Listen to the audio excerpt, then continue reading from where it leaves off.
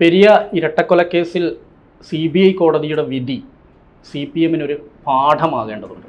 കാരണം CPM കഴിഞ്ഞ കാലങ്ങളിൽ CPM മാത്രമല്ല, പ്രത്യേകിച്ച് കണ്ണൂർ കേന്ദ്രീകരിച്ച് CPM-ഉം RSS-ഉം കോൺഗ്രസും എല്ലാം കലാപരാഷ്ട്രീയത്തിൻ്റെ ഒരു ഭാഗമാണ്, അക്രമ രാഷ്ട്രീയത്തിൻ്റെയും ഭാഗമാണ്.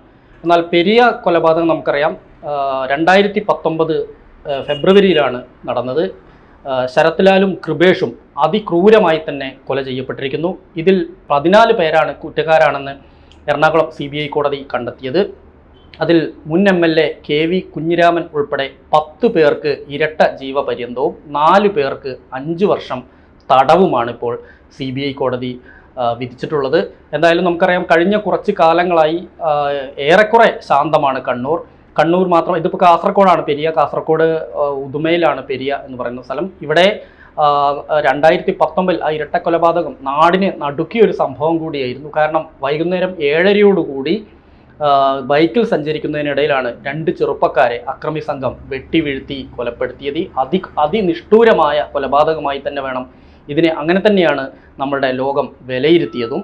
എന്തായാലും വരും കാലങ്ങളിലെങ്കിലും ഇത്തരത്തിലുള്ള അക്രമ രാഷ്ട്രീയത്തിൽ നിന്ന് ഇത്തരത്തിലുള്ള രാഷ്ട്രീയ പാർട്ടികൾ, അത് CPM ആയാലും RSS ആയാലും കോൺഗ്രസ് ആയാലും SDPI ആയാലും മുസ്ലിം ലീഗ് ആയാലും എല്ലാം തന്നെ ഇതിൽ നിന്ന് പിന്മാറേണ്ടതുണ്ട്. കാരണം ആദ്യമായൊരു വിധിയൊന്നും അല്ലത്, നിരവധി വിധികൾ ഇതുമായി ബന്ധപ്പെട്ട് വന്നതാണ്. പ്രമുഖ രാഷ്ട്രീയ പാർട്ടിയിലെ നേതാക്കൾ പല ആളുകളും ഇത്തരത്തിൽ ശിക്ഷ അനുഭവിച്ചതാണ്. നമുക്കറിയാം, TP ചന്ദ്രശേഖരൻ വധം ഒരുപക്ഷെ മലയാളി മനസാക്ഷിയെ ഇത്രത്തോളം ഞെട്ടിച്ച ഒരു നിഷ്ഠൂര കൊലപാതകം ഉണ്ടായിട്ടുണ്ടാവില്ല. 51 വെട്ടുവെട്ടിയാണ് TP ചന്ദ്രശേഖരനെ കൊലപ്പെടുത്തിയത്.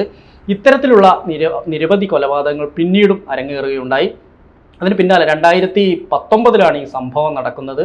അന്ന് ആ സ്ഥലത്തെ ഒരു CPM നേതാവായ പീതാംബരനുമായുള്ള ഒരു വാക്ക് തർക്കത്തിൻ്റെ പീതാംബരനെ ഈ പറഞ്ഞ 2 പേരും, കൊല്ലപ്പെട്ട 2 പേരും മർദ്ദിച്ചു എന്നായിരുന്നു പരാതി. ഇതിനെ തുടർന്നുണ്ടായ സംഘർഷം പിന്നീട് അത് കൊലപാതകത്തിലേക്ക് എത്തിച്ചേരുകയാണ് ഉണ്ടായത്.